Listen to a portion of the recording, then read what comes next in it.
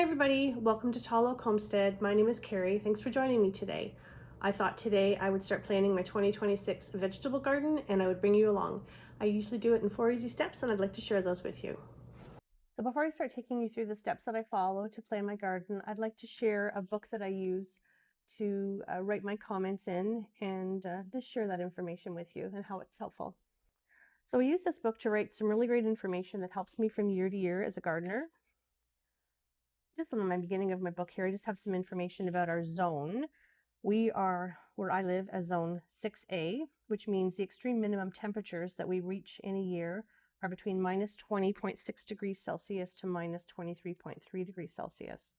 It's important to know what your zone is for when you're buying plants from the garden center, because if you're buying them from a zone that's higher than you, your plants aren't going to survive because the temperatures are a lot warmer than when you are. So just be cognizant of that when you are buying plants from anywhere, that you're making sure you're buying from the right zone.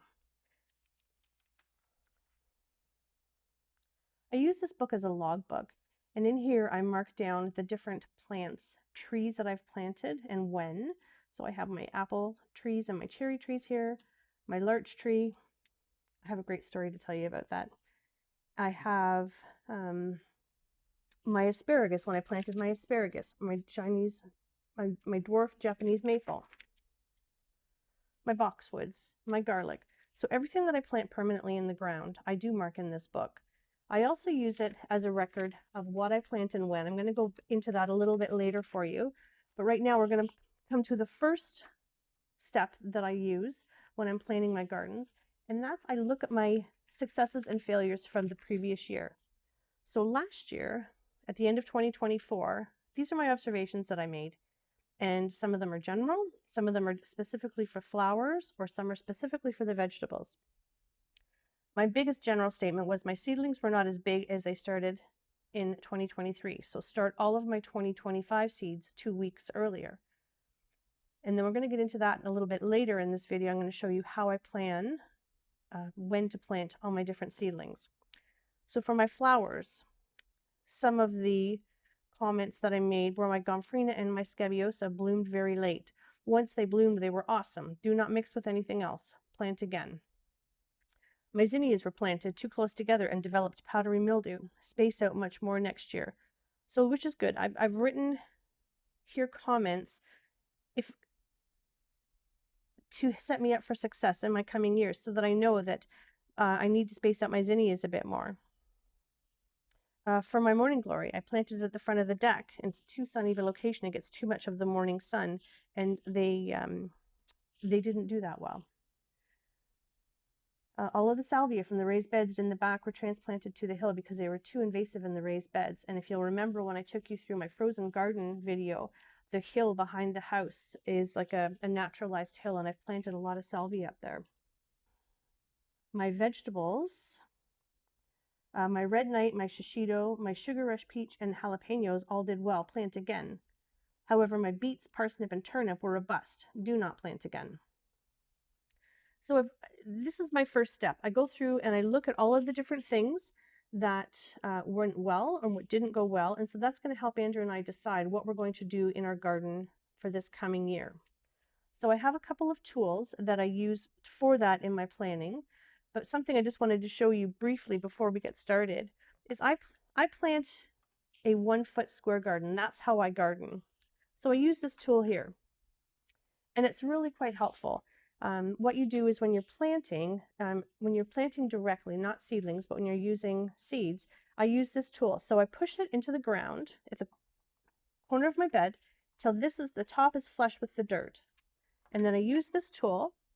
And before I use this tool, there's a couple of things I need to know. I need to look at the back of my seed packet, and it needs to tell me how deep my seed needs to be planted. And then I need to know what I'm planting. So let's say, for the purpose of this, that we're planting carrots. So on my sheet, on my planting guide here, I find carrots, and carrots are in the red zone. So what that means is, when I'm making my holes, I am placing this tool in the dirt to the depth that I need in all of the red holes. And then when I'm finished that, I remove this, push it aside, and in the dirt, I will have 16 holes within that 1 foot square. And that's where I will plant all of my seeds. So this is a wonderful tool And you'll see why in a minute, why I use this 1 foot tool, the other tools that I use, why I have them set up the way I do. So now on to step 2. We're going to plan and map out what we want to plant. So I have this document here that I created, and this is a complete map of my vegetable garden. And you'll notice my 3x6 beds are broken up in 1 foot sections. So this is twofold. It's so I know when I am putting planning for my carrots, for example, I'm going to have this many spots to plant carrots. That helps me know when I'm ordering seeds just how many I need to order. It also helps me as well. So this bed here is going to be for tomatoes. So my first few years, I planted 1 tomato in each of the 1 foot sections, and that was too much. They got too crowded. There wasn't enough air movement underneath the plant, so that was too much. So now I stagger them, and I leave spaces between the different seedlings. But this, when I'm doing this, I know that if I'm staggering them like this, I know exactly how many seedlings I need to plant for that bed. So when it comes time to plant my seeds, say I know I need to have 10 of this tomato, well, I'm going to plant probably 15 or 16 of that, just because I know that I don't get 100% germination. And sometimes too, the seedlings don't always survive. It's always nice to have extra. And then if I do, I will maybe plant them around other spots in the garden, or I'll give them away to family and friends. So as I said, Andrew and I talked last night, and we decided on what we want our garden to look like. This is pretty messy right now. So this is just for planning. And then once I've got everything firmly decided upon, then I will update this so it's all nice and neat. But we have decided, I'll give you a rundown of what we're going to plant. In the bins are little bins that I showed you from our other garden tour. They do peppers very well. They really are very successful. So we decided that these 3 bins here would be shishito peppers, and I'll do 1 in each of the 1 foot square.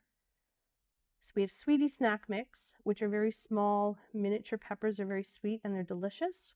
Sugar Rush Peach Peppers, a little hot, but they're nice. They're not too bad. Some red pepper, some jalapeno, some early summer peppers that we found in the catalog. Cucumbers do very well in these bins, so I'm going to do cucumbers here. And my dill has historically done very well in this location, so I'm going to continue with that because I do pickle and I use the dill. We've decided here in this bed we're going to do carrots. We're going to do 2 types of carrots. In this bed we're going to do lettuce, shallots, and bok choy. This garden bed will be peas. This bed will be beans. This will be onions. This is already full of strawberries. This is going to be our striped German tomatoes, Roma tomatoes, A. grappellini tomatoes. And then on the outside here, where we have all of our cow panels, I'm going to do summer squash. So summer squash green, 3 of those. We're going to do a cucamelon. Might do 2 there. They'll do very well on the trellis. And 2 cantaloupe. And then on this bed, we're going to do butternut squash and kale, and then vegetable spaghetti squash, and then acorn squash. And then again, summer squash yellow in this corner. We are going to do corn in this little corner bin. You see a note here, I have zucchini in buckets. We have along the inside of this is where the fence runs along our garden. And we have inside that fence, I have some raspberries, blueberries, and a gooseberry. I'm going to put a few buckets along the inside as well with some zucchinis in it as an experiment this year. Along these back gardens here, we're going to have fennel, black cherry tomatoes, bumblebee mixed tomatoes, some basil, some chocolate cherry tomatoes, super sweet 100s, some beets, and some radish. So that's pretty much what we're going to plant this year. And you'll see up here, we've already got planted in the 1 bed. We have our garlic. I planted that in October. Oh, I missed this bed here. This is going to be cabbage. I'm going to do 2 types of cabbage here. We have our grapes and our established rhubarb and asparagus. I am going to start a few more asparagus plants this year because this is going to be year 4 of my asparagus. So I want to plant in between some of the the established asparagus. I want to plant some new asparagus this year. And then I've got some notes over here just on some herbs. I usually plant my herbs and leave them in the greenhouse. With the exception, I have some basil in the garden. Basil does very well with the tomatoes. I have a lot of extra pots in my greenhouse that I might just fill up with some herbs and just place around through the garden. Okay, so now that's step 2 taken care of. Step 3, that's when we need to go through our seeds and based on what we've written out here, see if we have those seeds. And if not, then we're going to have to order them. So I'm going to move this out of the way. Here's a piece of paper so I can start writing down what we need and we can start going through the seeds. So here's some asparagus. We said we wanted to plant asparagus. I do have some here. I have enough that I have enough that I don't need to order any. So I'm just going to tick off asparagus. Beans. Actually, here's something I wanted to try this year. I didn't try them last year, and this is a soup mix blend. I think that's kind of interesting, so I might try that in a couple of pots. But we're looking for green beans. And I have a bunch of different beans left from last year.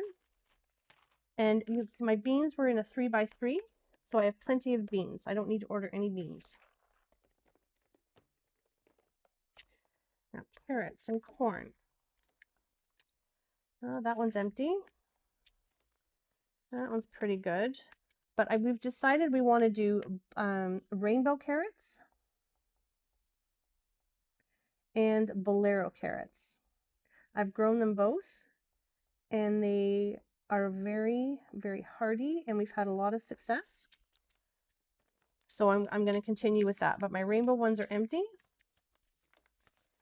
We tried Oxheart last year. I wasn't a big fan of them. So I'm going to need rainbow carrots and bolero carrots because there's not enough in this package for planting. So I'm just going to check it off that we've dealt with it, but this is a start of our list. This is my cucamelon. There's enough seeds in there. I don't need to buy any more. Cucamelon is probably one of the most invasive cucumber plant I have ever planted. I just can't believe how fast that takes over. It was incredible. So that this year we're going to plant it on the trellis to keep it away from everything else. It's quite a large trellis. Okay, so I'm in the lettuce. Here's some bok choy. There's enough bok choy in there that I don't need to order anymore. Now, all these different types of lettuce. I don't know what type of lettuce I want to plant right now, but I do know, based on what I have in this packet here, I have plenty of lettuce. I don't need to order any lettuce for next year. So we can just cross off lettuce as well, that we've got that taken care of. I did want to plant some cabbage. Let's see what we have here.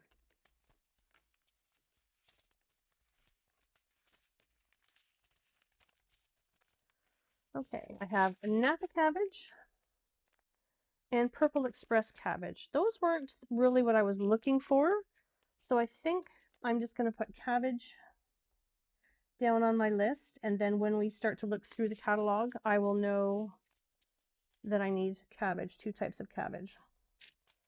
And I do have enough kale here that I do not need to order any additional kale, so we're good for that. So far, so good. I do have a pretty extensive amount of seeds. Okay, so onions. I haven't had a lot of success with onions, but I'm determined. I am not going to give up. I want to keep trying.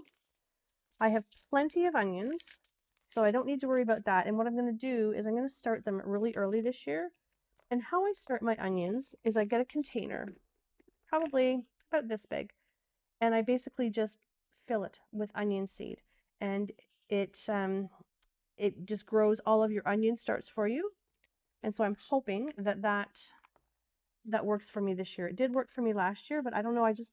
I'm not having much luck with my onions. I have to do a little bit more research on them. All right, peas. I have plenty of peas. Don't need to order any more peas. All right, my sweet peppers.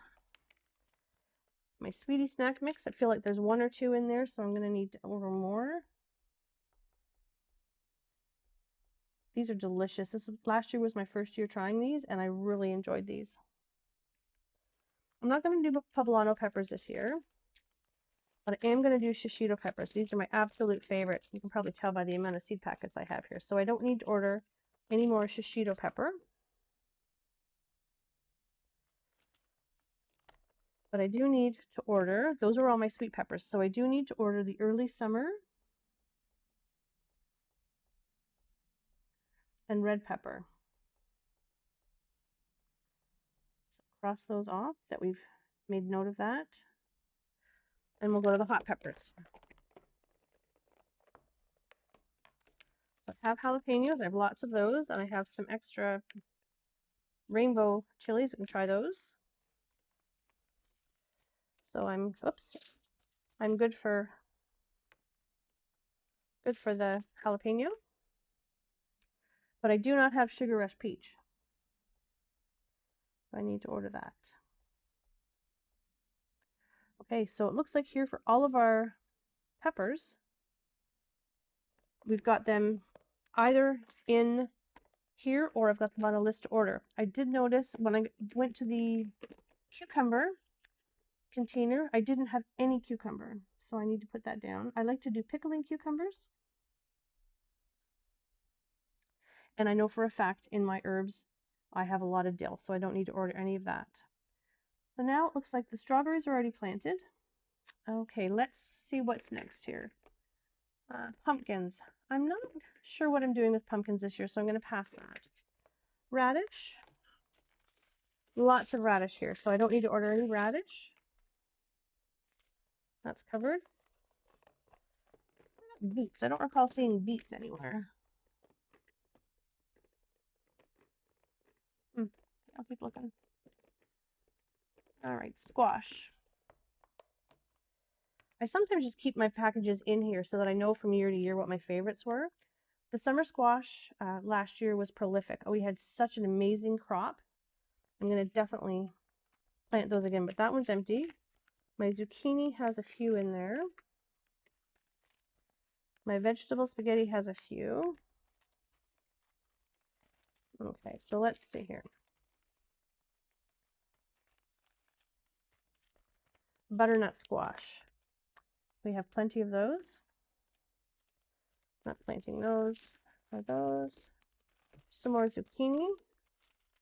Here's some more zucchini here. This is an emerald tricolor zucchini, but I do have enough zucchini. I don't need to order zucchini.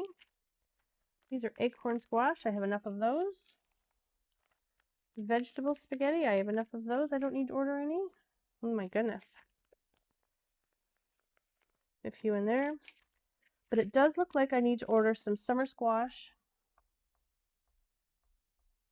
Both the yellow and the green. Oh, and I do have butternut squash there as well. So all of those. I'm taking care of all of these. The one thing I didn't have in my squash were cantaloupe, and we wanted to plant cantaloupe, so I need to put that down on my list for things I need to order. All right, now we're coming to the tomatoes. Oh, wait a minute. Found in my watermelon. Oh, I have cantaloupe. We don't need to order cantaloupe. I might try some more watermelon this year. Last year, the squirrels, let's just say they were very well fed.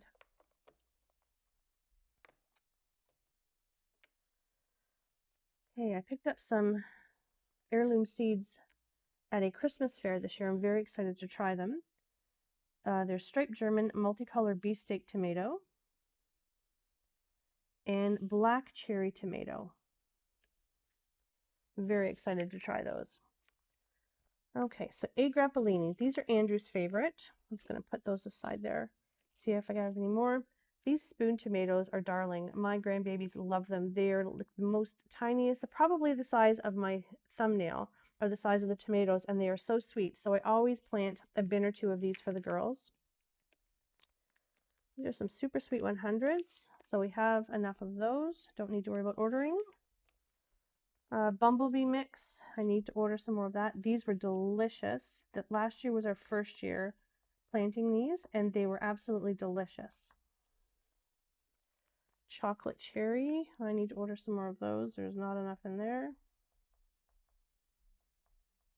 I don't know if you can hear this, but my one dog is snoring so loudly right now. There's some more super sweet 100s. Not that many. Sweetheart cherry. I don't think we were doing those this year. Aroma. Okay. So it looks like I need to add some more A. grappellini.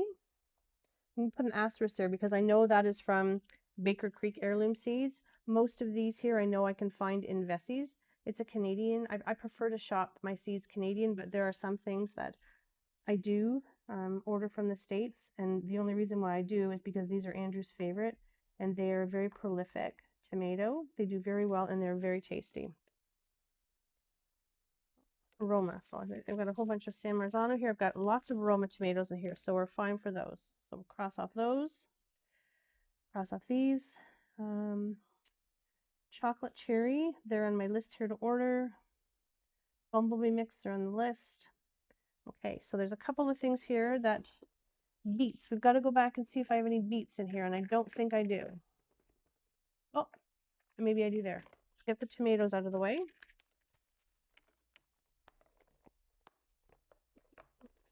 Put that in there. Fennel is on the list, so I know I don't have fennel. So that's on my shopping list. And I don't know if I have corn. I'll have to check that out. Oh, I've got plenty of beets in here, so I don't need to worry about beets. These are all, I keep a lot of my empty packets in here, so I know the ones that were successful for me. So I've got beets. So just let's do a quick look. Make sure I've got everything covered here. The fennel, all these types of tomatoes. I know I have basil in my other bin of seeds. All of the tomatoes, the squash, kale, cantaloupe. Okay, it looks like I've covered everything. Oh, and the cabbage. We've got that on our list here. Do I have corn? I thought there we go, carrots and corn. There's no corn, so we need to order corn.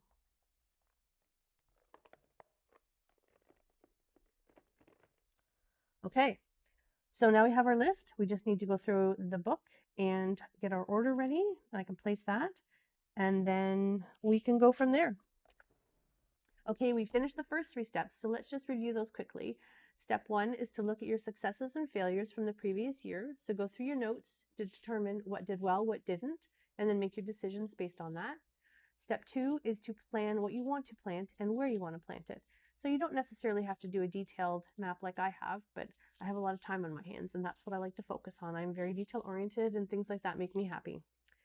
The third thing, our third step, is to look through your seeds, or if you don't have the seeds, then go through the catalogs that you have access to or online and order the seeds you need. I like to order my seeds usually the first week in January. Sometimes takes a week or 2 to get here. But before you know it, in February, you're going to start planting some of your seeds, so you need to have your seeds available to you. The fourth step is when you need to determine when you're going to start planting your seedlings. So in order to do that, you need to know when your last frost date is. It's usually mid-May. I've learned my lesson that I wait now until the last weekend, or the Victoria Day weekend in May. Not last year, the year before, I planted when it said our last frost date was, and a few days after that, we had a frost, and I lost about half of my garden. I had to start over again. So I was very discouraged, but I've learned my lesson. I now wait until after the May long weekend.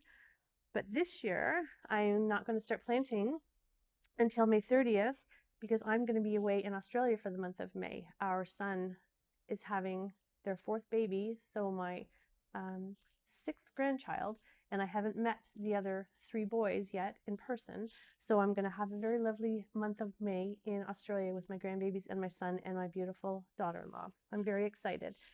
So I've started, planting day I've put down on this calendar as May the 30th. When you get your seeds, it will tell you on the back of your seed packet when to sow indoors. So I just randomly picked up this packet of asparagus, and it says sow indoor 8 weeks before last frost date. So what I do, I start with my planting day. So in this coming year, it's going to be May the 30th. And then I go backwards from that. So the week prior to that, I label as week 1. And I label that all the way through until I come to February. And February the 7th is week 16. I know that sounds a lot, but some plants, they need up to 10 to 12 weeks ahead of time to plant indoors. And if you remember in my general observations from last year, it said that my seedlings were small, so I'm going to plant them 2 weeks earlier. So in the case of asparagus, it says here plant seeds 8 weeks before last frost, so I'm going to plant them 10 weeks before. So 10 weeks would be March 21. So on March 21, I'm going to plant my asparagus. So once I have all of my seed packets gathered from everything that we've gone through and planned in the garden, I take this calendar and I mark down. So on week 10, I'm going to put asparagus.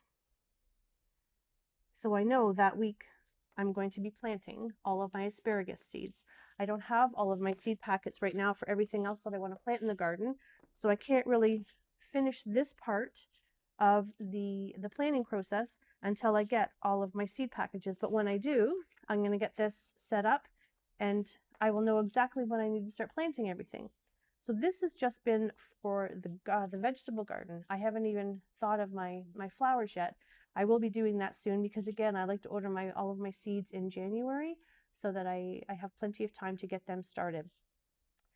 So then once we've finished all of this and we do start planning, I'm going to go back to my book and just show you what I do in that book and how I use that as a reference. Okay, so when it comes time to the actual planting of all these seeds, this is when I start to take notes. So you'll notice here for the 2025 season, I've written down what the last spring frost was, which was May 7th. First fall frost, October 4th. So that means I had a growing season of 149 days. So you can see here, January 3rd, 2025, I planted from seed, poppy, cilantro, basil, and parsley. And then January 29th, I potted up the poppies, parsley, cilantro, and basil. What that means is the seedling starting tray that I planted them in, they had outgrown those, so I had to put them into a larger pot. But you'll notice here that I've indicated in February 4th, I started all of these onions. And then I did a little winter sowing experiment using water bottles, large water bottles, and putting them outside. I did lupin and some aster. But I marked down whenever I'm planting. So you can see here on March 2nd, I planted all of these tomatoes and peppers, and I indicated the number. And remember when we were looking at the diagram earlier, when I would say that we're looking at our pepper here for shishito, well, I'm going to need 12 shishito peppers. So that's why I need to know that so that I can know what to plant when I start my seeds. So I list all of the different seeds that I plant. This is all flowers that I started on March 21st.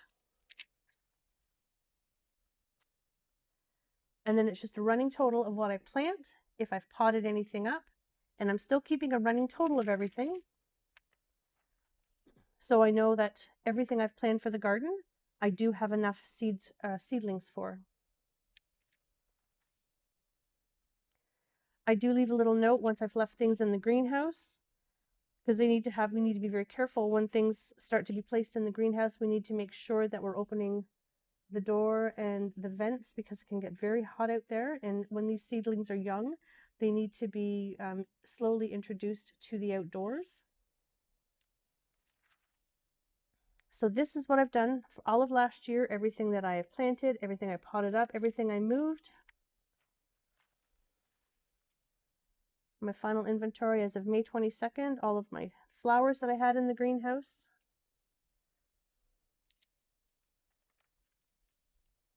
And all of the veggies in the greenhouse.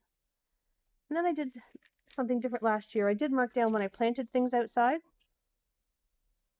I'm not too sure why I did that, but... And then once I have finished, when I update this, make it a little nicer, it's going to look like this. So each thing is going to have a number. And that number is going to correspond to here. I'm going to put down everything, what they're called. So that I can, anytime I go out to the garden, I can take this with me and I know exactly what's planted and where. And you can see when you have, this example is a carrot bed. And so in this carrot bed, it looks like last year I had 3 different carrots planted. This year I'm going to have 2 different, but so I'm going to do it this way. This will be one group of carrots. This will be another group of carrots. Okay, so we finished all 4 of our steps. That was pretty exciting. I have written out my list that I need to go down and sit in front of the computer and get that ordered off for my seeds. And I've also updated our planting sheet with all of the actual plants that we're going to be planting. So that wraps it up, our 4 easy steps on how to plant a garden. Those aren't written in stone, those are just the steps that I use, and I'm happy to share them with you. If you have any comments or have any questions, please share them in the comments below. And I hope you enjoyed this video. I'm looking forward to seeing you again next time, or maybe we plant some flowers, and then when we get started planting. See you again soon. Bye, friend.